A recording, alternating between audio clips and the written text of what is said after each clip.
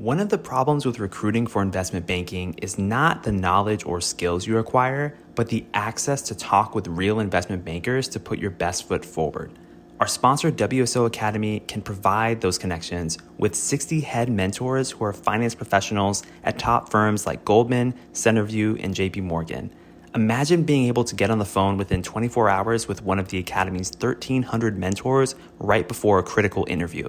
Get on the waitlist for WSO Academy today by clicking the link in the show notes or by visiting wallstreetoasis.com/academy.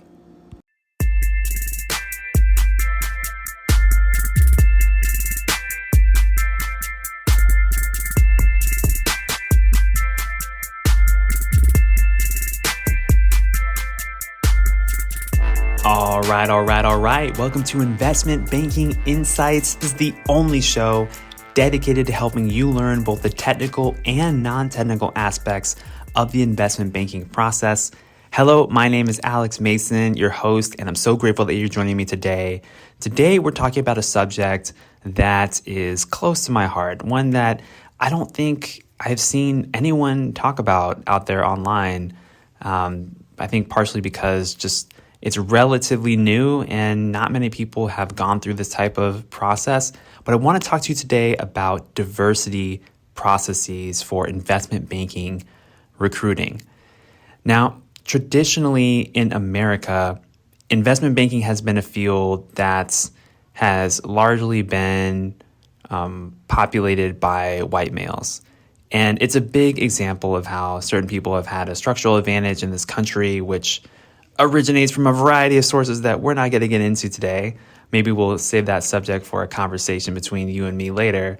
But fundamentally, women and underrepresented minorities, mainly Black, Latinx, and Native Americans, have not been in this industry and in finance in general, which is unfortunately a travesty. So just to talk about this, depending on where you're at and what your background is, this episode may not be for you. Maybe you want a more technical episode or content. Feel free to wait for the next one or go back in the archive. But I want to talk today specifically for my underrepresented minorities out there. This is information that I wish that I had when I was recruiting, because I'm a Black man in America and people who look like me are typically not in investment banking. So just to help you understand how bad it is from a diversity perspective, let me give you a quick example from Goldman Sachs' 2022 People Strategy Report, which is essentially how the firm advertises its diversity, equity, and inclusion efforts. And this is just an example of something I found from research I did for my other podcast. So at the VP level, firm-wide, Goldman Sachs has 33% of the population who are VPs who are women, 4% are Black, 6% are Latinx. And if we compare these statistics with the general U.S. population, 50% of the U.S. population are female, 12% are Black, and 18% are Latinx.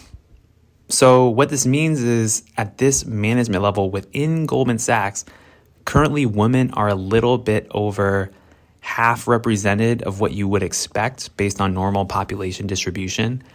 And Black and Latinx vice presidents are represented only 1/3 of what you would expect based on normal population distributions.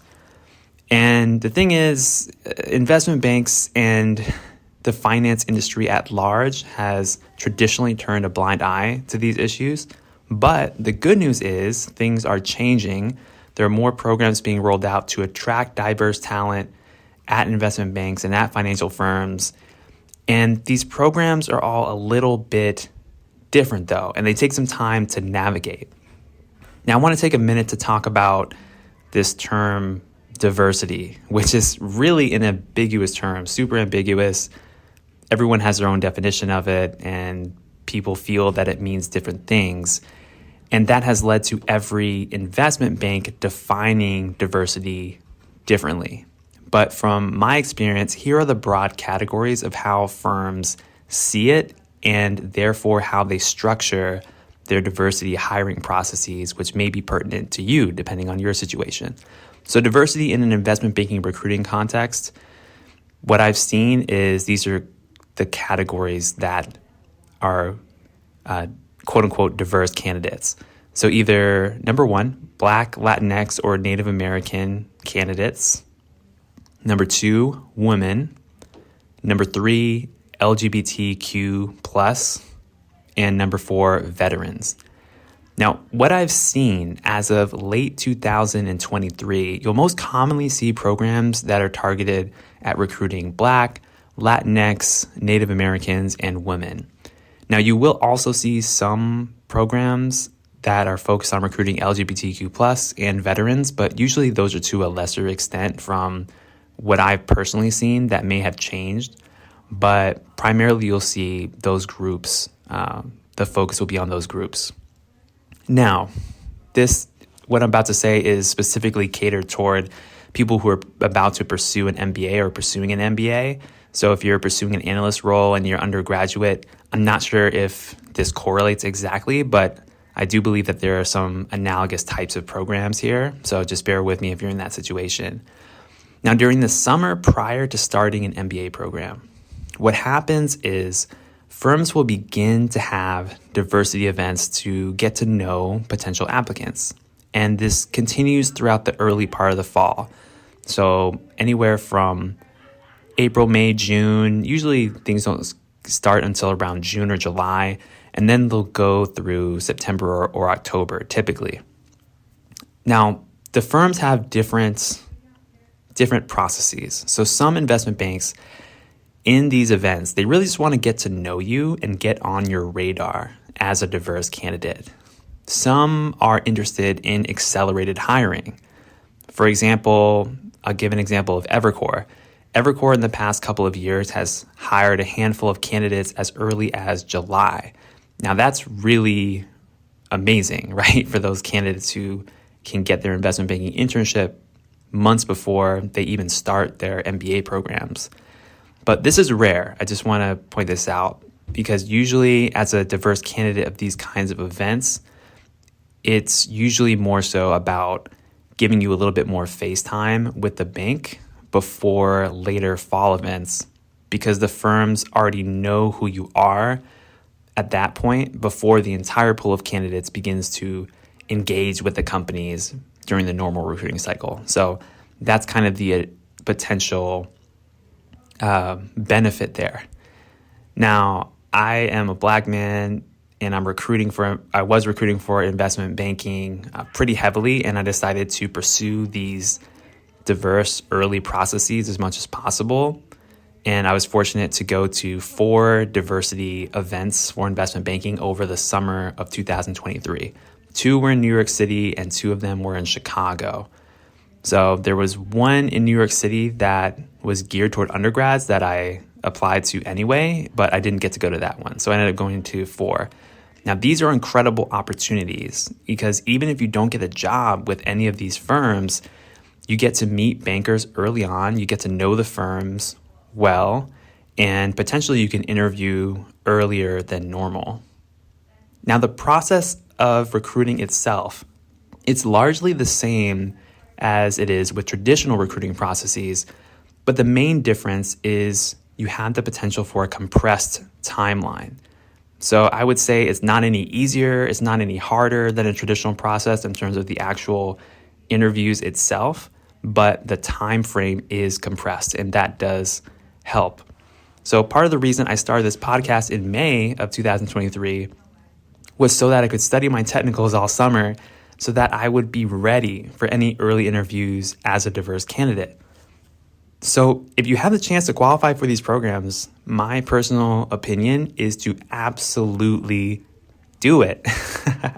If you qualify for any of these things, take advantage of them because it's more opportunities to potentially speed up your recruiting process. And even just more generally, you meet more people. It's more networking opportunities for you. If you fail with a diverse recruiting process, you still likely have a shot with the same firms later on in the recruiting cycle through their normal hiring process. It's just you're going to be pulled in with everybody else. So that's not always guaranteed to be true. There might be a case where if you get cut from a diverse process, like that's it, you don't get a shot later in that cycle. But I think all these things are a little bit loosey-goosey. You don't know for sure how things are going to turn out. But I would say if you qualify for this kind of stuff, absolutely do it. Now, banks are still trying to figure this stuff out because this trend toward DE&I largely is relatively new in corporate America. But there's a lot of more formality and programs that are popping up and being built out. So some banks have only been doing this kind of thing for only a year, some only for a few years. But it can be an accelerated process if things work out. The thing is, it's kind of a double-edged sword. Yes, you get an early process potentially, but when those interview comes, you'd better be ready because you're going to have to go through a super day just like every other candidate.